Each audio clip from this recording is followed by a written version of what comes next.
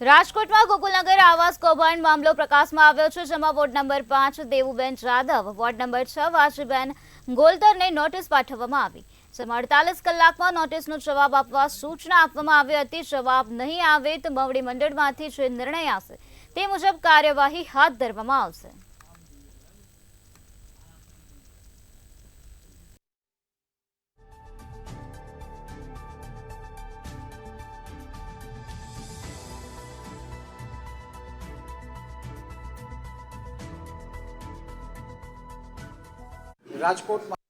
રાજકોટ મહાનગરપાલિકાના municipal commissioner દ્વારા અલ્પનાબેન મિત્રાના નેજા હેઠળ એક કમિટીનું ગઠન થયું હતું।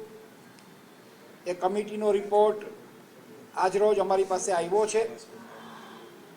એના સંદર્ભમાં ભારતીય જનતા પાર્ટીના રાજકોટ શહેરના પ્રમુખ તરીકે બંને કોર્પોરેટરો વોર્ડ નંબર 5ના વજીબેન કવાભાઈ ગોલતર અને વોર્ડ નંબર 6ના અમારા કોર્પોરેટર દેવુબેન મનસુખભાઈ જાદવ, આ બંનેને ગઈકાલે રૂબરૂ બોલાવ્યા હતા, જેના સંદર્ભે અમે અમારા જે દેવુબેન જાદવ છે એમનું અમે કાયદો અને નિયમનના ચેરમેન પદેથી ગઈકાલે રાજીનામું લઈ લીધું।